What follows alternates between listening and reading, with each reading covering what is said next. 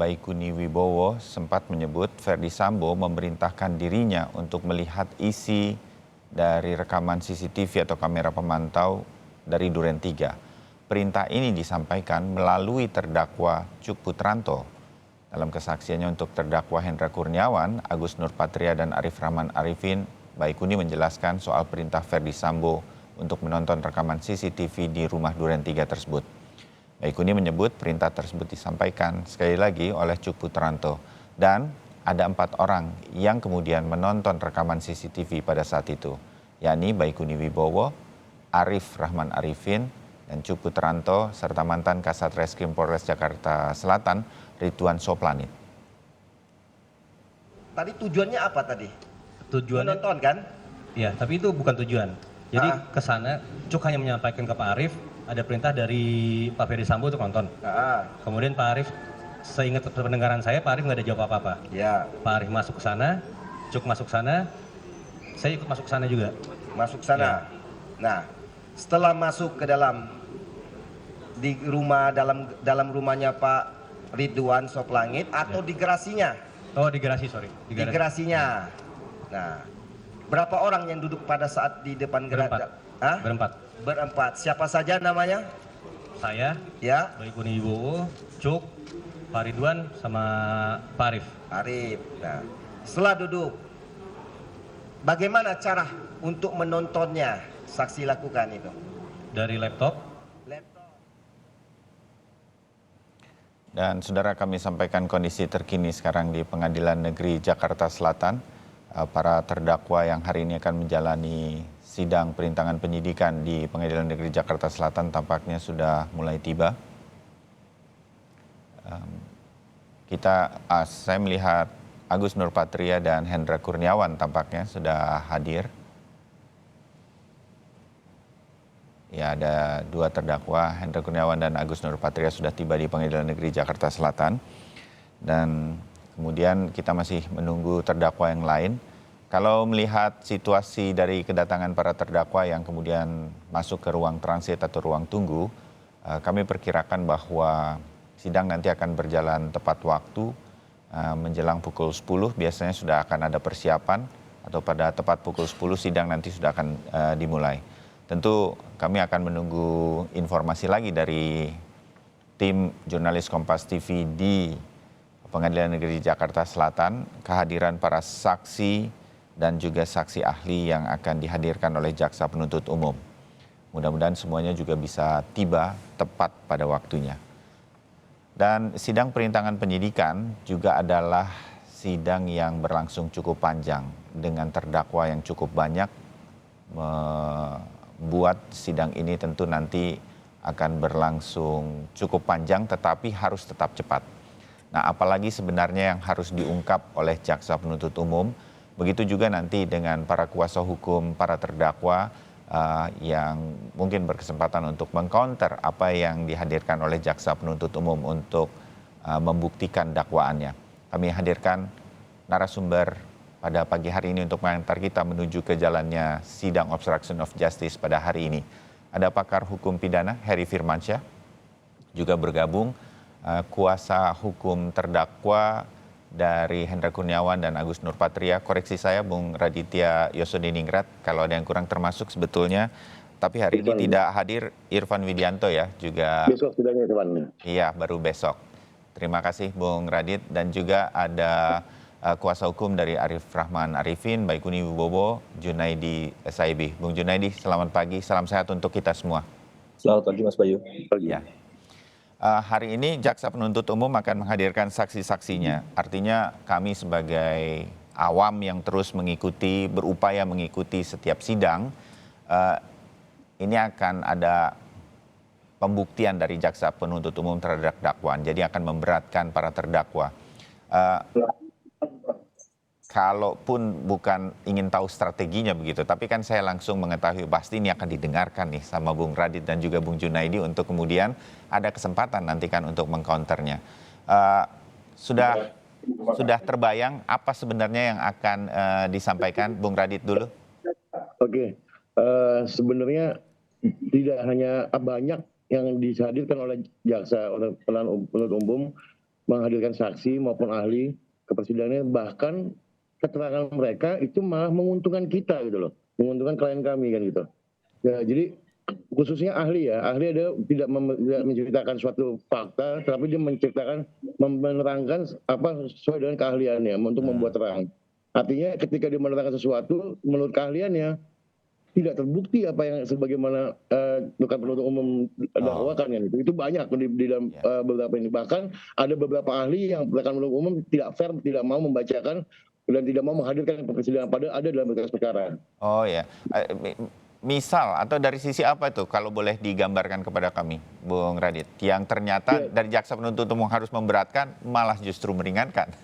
Ya, banyak hal tidak terbuktinya suatu adanya niat atau mens rea atau itu tidak ada niat, tidak ada kesengajaan, tidak ada dengan maksud untuk, nah itu akhirnya tidak terpenuhi unsur pasalnya. Itu ada dalam keterangan beberapa ahli dan dua ahli pidana yang tidak sampai saat ini jaksa rekan penuntut umum tidak mau menghadirkan, bahkan kami minta untuk dibacakan padahal menurut undang-undang, menurut KUHP itu wajib apabila ada diminta oleh penuntut umum ataupun penasehatnya penasihat hukum untuk dibacakan, tapi rekan penuntut umum hingga saat ini tidak mau membacakan. Itu. Oh, hal semacam itu.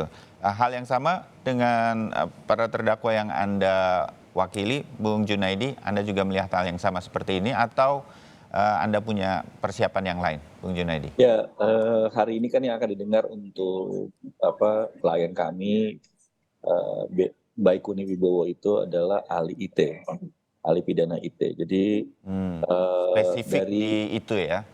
Ya, dan kalau dilihat nanti juga kan kita akan lihat ya bagaimana sebenarnya kualifikasi unsur dari pasal dakwaan, terutama apa sih yang dimaksud dengan tindak pidana IT itu seperti apa. Jadi ini yang harus kita dalami nantinya, karena di dalam keterangan ahli Roni misalnya, di dalam melihat fakta dan terpenuhnya unsur itu ada yang misleading menurut kami, dan itu yang akan kami tegaskan ya.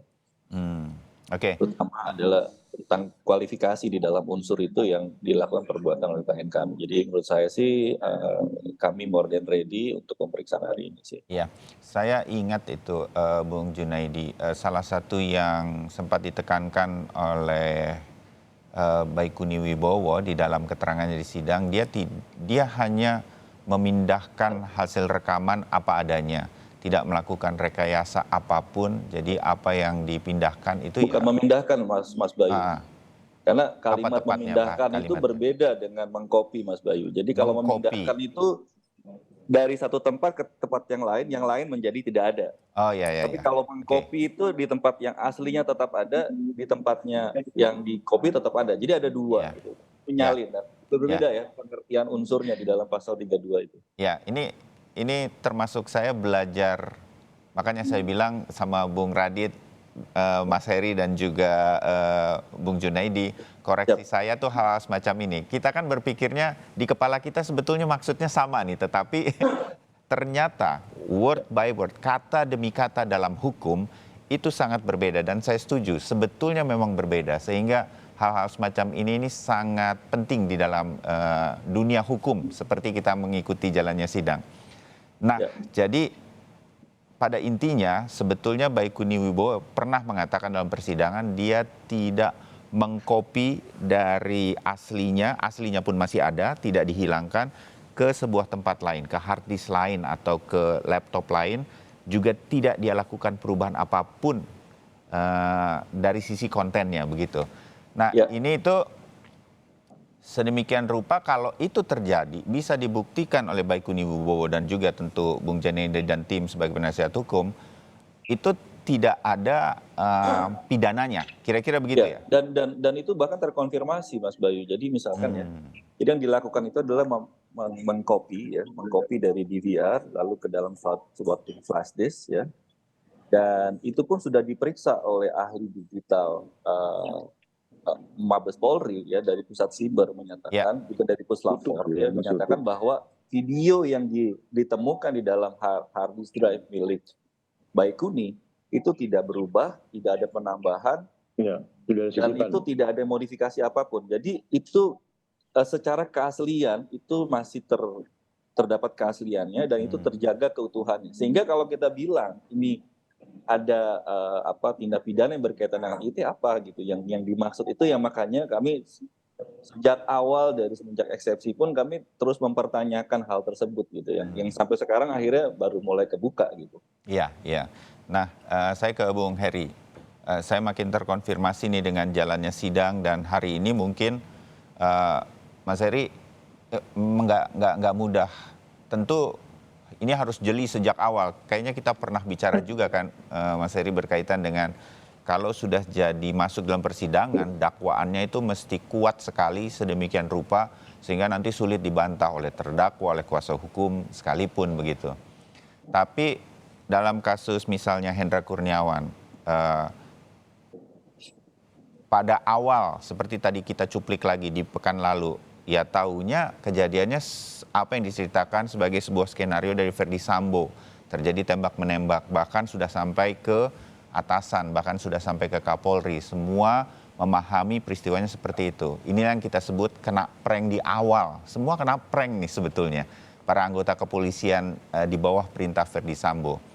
Dalam kasus Baikuni, hampir kemudian kita mengatakan nih jaksa penuntut umum harus betul-betul membuktikan bahwa ada pasal pidana yang terkait dengan Baikuni Wibowo yang mengkopi rekaman CCTV ke hard disk, nah, kira-kira begitu. Kalau itu ternyata tidak ada pidananya, ya lepas dakwaannya. Mas Heri, ini harus bisa didakwa sedemikian rupa dan sampai sekarang ini saya meminjam istilah Bung Radit, justru banyak saksi-saksi ahli yang dihadirkan jaksa penuntut umum justru menguatkan apa yang selama ini dilakukan oleh penasihat hukum untuk meringankan.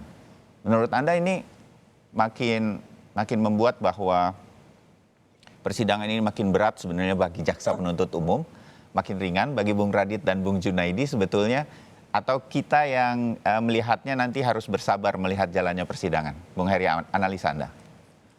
Ya, begini Mas Bayu, bahwa dalam hal pembuktian, pembelaan itu kan pasti bisa masing-masing punya keyakinan dan juga punya tujuan ya, apa yang ingin dibuktikan dalam hal itu. Tentunya sebagai dasar dalam hal mengajukan tuntutan proses pidana itu kan di persidangan pasti adalah dilingkupi dengan dakwaan terlebih dahulu kan. Maka jaksa mengajukan dakwaan terkait dengan kemungkinan adanya tindak pidana yang terjadi, yang diyakini oleh jaksa.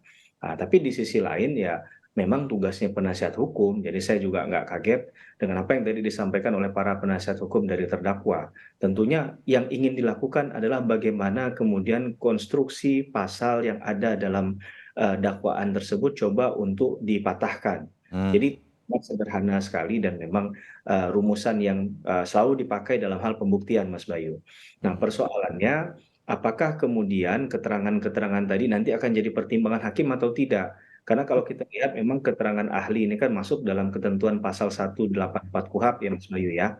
Selalu ulang terkait dengan 5 alat bukti yang sah, tapi dalam proses penegakan hukum pidana hanya dibutuhkan minimum 2 alat bukti. Nah, apakah nanti keterangan ahli yang dimaksudkan tadi itu akan jadi bahan pertimbangan atau tidak? Itu memang bagian yang tidak terbantahkan dari putusan hakim. Tapi hakim punya sekali lagi punya kewenangan, punya independensi dalam hal ini untuk mempertimbangkan atau tidak. Saya kali-kali diminta jadi keterangan ahli juga ada hal yang dipertimbangkan, ada yang tidak. Jadi memang ini akan jadi poin yang akan dilihat di sana. Dan dalam perkara ini kan sebenarnya kita sebagai masyarakat Indonesia nggak punya kepentingan apapun ya. Tapi kepentingan kita adalah begini, bahwa memang orang yang datang ke pengadilan itu adalah mencari keadilan. Itu disebut mereka adalah para pencari keadilan kan. Tapi di sisi lain kita juga perlu menyampaikan bahwa kasus ini kan sudah sangat populer lah, kalau kita boleh katakan begitu Mas Bayu ya. Banyak publik yang melihat kepada kasus ini, baik dari segi pembelaan, tuntutan nanti ke depan dan lain sebagainya. Sehingga yang perlu kita tekankan adalah bahwa dalam hal kasus ini ada 2 kepentingan hukum. Orang yang diberikan katakanlah perintah dari orang lain dalam konteks atasan, dan juga kepentingan hukum bagi negara dalam hal ini untuk hukum acara pidana kita ke depan. Ya, jangan nanti apa yang disampaikan oleh Profesor Mulyatno, guru besar kami di Fakultas Hukum Universitas Gadjah Mada terkait dengan disiplin bangkai tadi. Jadi jangan sampai nanti yes man saja. Nah ini juga perlu jadi pertimbangan hakim. Jadi agar ke depan bahwa orang yang diberikan perintah itu yang salah itu juga bisa memahami bahwa ada aturan hukum lain yang kemudian bisa membatasi hal itu sehingga perbuatan-perbuatan semacam ini tidak terulang di kemudian hari kan. Ya. Nah, ini juga kepentingan hukum banyak orang. Boleh saya tanggapi? Boleh, silakan, Bung. Pertama tadi dari yang Mas Bayu sampaikan ya, kalau memang itu ada unsur yang tidak terpenuhi sehingga dakwaan tidak terbukti, bukan lepas Mas Bayu, tapi bebas. Kalau lepas itu bukan termasuk tindak pidana, itu baru lepas putusan. Ya. Harus bebas kalau ada unsur yang tidak penuhi. Yang kedua yang tadi disampaikan oleh Mas Heri berkaitan dengan pertimbangan, segala hal yang disampaikan dalam persidangan itu harus dipertimbangkan. Masalah itu diterima atau tidak itu dua hal yang berbeda, tetapi harus dipertimbangkan segala sesuatunya. Jadi masalah nanti dia terima itu sebagai suatu pendapat di dalam petitum dia itu hal yang lain. Gitu. Tapi ketika ada satu hal yang tidak dipertimbangkan, maka itu akan menjadi celah bagi kami tim kuasa hukum juga bagi terdakwa dan dalam semua perkara ini saya bicara secara general ya. Itu harus juga dipertimbangkan karena itu ada asas bahwa itu harus dipertimbangkan secara seimbang ya. Jadi itu yang juga harus ada. Yang kedua adalah bahwa di dalam asas itu asas indubio pro reo. Jadi nggak boleh ada keraguan sedikit pun dari hakim di dalam memutus suatu perkara pidana. Ya. Nah keraguan itu harus dihapus. Bahkan dinyatakan lebih lanjut ya di dalam asas kita itu bahwa lebih baik membebaskan 1.000 orang bersalah dibandingkan menghukum 1 orang tidak bersalah. Gitu. Ya. Sehingga makanya di situ tidak boleh ada keraguan sama sekali. Ya. Nah, makanya nanti adalah bagaimana kepentingan daripada kami mengajukan bukti pembanding. Kalau memang itu bukti yang diajukan sudah sejalan, maka yang kami sampaikan itu nanti akan ada ahli juga yang akan mendukung hal yang sama. Gitu. Ya, itu ya. menguatkan, oke. Yang dalam kaitannya dengan perkara ini juga, sebentar Mas Heri, sedikit lagi, satu lagi. Silakan. Ya, itu juga nanti Mas Heri bisa jelasin nih. Ini yang terjadi ini adalah namanya tuh deal naming in deal naming. Jadi ini adalah penyertaan dalam penyertaan. Itu ada teorinya lagi. Bagaimana caranya menghukum itu, ya, atau hukum dalam bersikap dalam kaitannya dengan penyertaan dalam penyertaan. Nah itu yang nanti akan kita lihat dalam persidangan berikut. Itu sih yang saya tanggapi. Mohon maaf ya kalau ada yang. Ya, nggak apa-apa. Mas Heri atau ingin menanggapi? Saya boleh sedikit ya, bahwa terkait dengan pertimbangan kalau kita buka praktiknya, kebetulan saya juga berpraktik Mas Bayu sebagai lawyer dan juga kadang minta ahli. Saya paham betul hal itu bahwa tidak semua juga apa yang disampaikan. Tadi poin kita di ahli kan, bahwa keterangan ahli itu pasti harus dipertimbangkan. Sekarang buka KUHAP, mana pasal yang menunjukkan bahwa harus ada kewajiban hal itu. Dan kalau hakim tidak mempertimbangkan, maka putusannya menjadi kemudian tidak menunjuk pada rasa keadilan masyarakat. Itu kan tidak ada. Nah, tapi dalam hal lain, kalau itu untuk diinsis, untuk dipaksakan harus ada karena ada kepentingan, ya sah-sah saja menurut saya pendapat. Nah, ya kalau menurut saya pertimbangan itu ya, kita ngomongin pertimbangan ya Mas Heri, masalah diterima atau tidak. Jadi dia harus sampaikan dulu, lalu dia bilang dia terima atau tidak. Itu dua hal yang berbeda loh. Ya, begini, bahwa itu jadi kewenangan hakim, kita sepakat nggak? Teruskan dulu Mas Heri, silakan. Poin saya adalah itu independensi hakim yang silahkan semua menyajikan. Saya tidak mengatakan bahwa tidak boleh menyajikan hal itu. Ya silahkan, memang itu hukum acara mengatakan demikian. Berpraktik juga memahami hal itu. Tapi ketika hakim nanti dalam pertimbangannya ya atau tidak, itu yang akan kita hormati kan. Ada juga asas tadi kalau bermainnya di ranah asas, kalau nanti sudah putusan, ini kan masih proses panjang Mas Bayu, masih ada saksi, ahli dan sebagainya. Di akhirnya, kalaupun putusan itu dianggap tidak fair, ada istilahnya res judicata pro veritate habetur, bahwa putusan hakim itu akan selalu dianggap benar sebelum ada putusan pengadilan yang tingkat di atasnya mengkoreksinya. Jadi Mas Junaidi juga kan pasti nanti kalau tidak memenuhi rasa keadilan masih bisa melakukan hukum kan, dan itu memang adalah satu kanal hukum yang diberikan. Jadi dalam konteks ini saya hanya menggarisbawahi bahwa kita berbicara dalam poin keterangan ahli yang tadi disampaikan di awal prolog, gitu kan.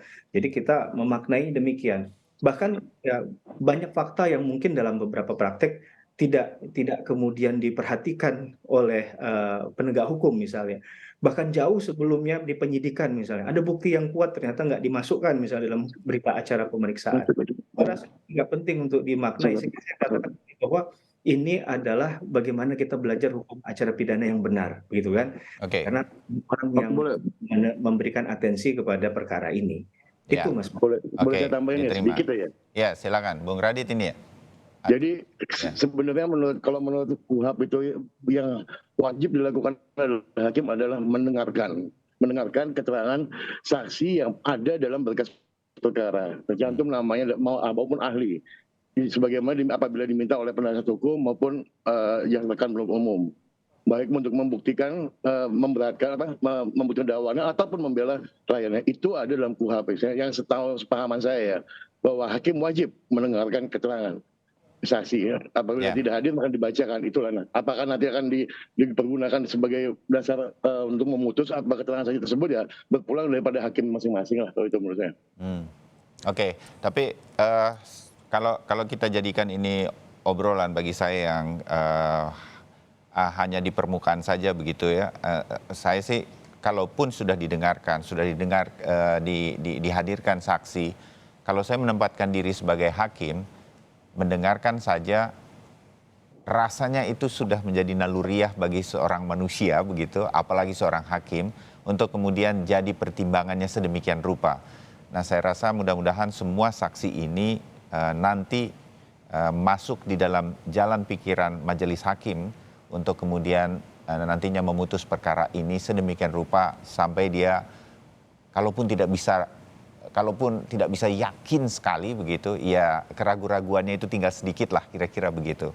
Itu harapan saya berkaitan dengan ini. Sayang Bung Junaidi, saya harus melepas Anda ya sebentar karena Anda sudah harus bertugas, tapi saya terima kasih sudah menyampaikan apa yang kemudian nanti akan hadir dari Baikuni Wibowo untuk mendengarkan saksi ahli dari jaksa penuntut umum. Kita akan ikuti selanjutnya di persidangan. Kalau boleh terakhir Mas Bayu. Oh silakan, Bung Junaidi silakan. Saya tadi menyampaikan lagi disampaikan Bung Heri ya. Bung Heri mungkin perlu juga kita membaca Undang-Undang Kekuasaan Kehakiman ya. Undang-Undang tahun 2009. Di situ dalam permusyawaratan tuh hakim wajib menyampaikan pertimbangannya. Ya, itu temannya sebenarnya pertimbangan itu kemudian nanti akan dituliskan dalam putusan. Dan itu juga yang harus kita lihat juga ya, bagaimana nantinya juga kita akan lihat nih ya bagaimana proses persidangan ini, dan sampai saat ini pun kami masih bertanya gitu ya. Bahkan publik mungkin baru tahu bahwa video yang menjadi isu di dalam persidangan ini adalah video di luar rumah. Jadi selama ini orang berpikir itu adalah video dalam rumah, gitu, yang tentang berhubungan langsung dengan tindak pidana. Dan ternyata kan ini tidak berhubungan langsung, tapi dia di luar. Nah itu nanti kaitannya dengan pasal 39 huruf E. Dan nanti kita akan lihat juga bagaimana pasal 38 termasuk dalam admisibilitas suatu evidence yang harus diajukan. Nah itu juga menjadi bagian yang penting Mas Bayu dalam ini, dan ini menjadi ujian juga. Saya setuju sama Mas Heri, ujian bagi hukum acara pidana kita di dalam rangka perubahan. Itu jangan banyak hal yang harus kita perbaiki dalam perubahan gitu ya. Saya juga sebagai peneliti, sebagai dosen juga, pengajar juga, saya juga ini bagian dari cara saya juga untuk melakukan tulisan-tulisan, nanti melakukan kritik terhadap berjalannya hukum acara pidana dalam praktek yang kami lakukan beberapa waktu selama ini gitu. Itu yang bisa saya sampaikan. Terima kasih Mas Bayu, Mas Heri, Mas Adit, sampai jumpa di pengadilan. Mas Heri, kapan-kapan kita ngopi, udah lama nggak ngopi. Iya, ini teman. Mudah-mudahan. Selamat siang. Ya, semuanya yang terbaik untuk peradilan di Indonesia ini. Kalau tiga-tiganya tamu saya lawyer, saya mendengarkan yang nggak ngerti hukum tapi mendapatkan pengetahuan hukum dari Anda semua. Kok benar semua ini ya? Beginilah kalau narasumbernya lawyer semua. Oke, tetapi saya meyakini semuanya adalah niatan yang baik untuk peradilan kita ke depan. Kita belajar banyak dari kasus ini. Bung Junaidi, terima kasih. Saya pamitkan Anda. Kita ketemu lagi di diskusi yang lain. Mas Heri sama Bung Radit tetap bersama kami. Kami jeda sebentar.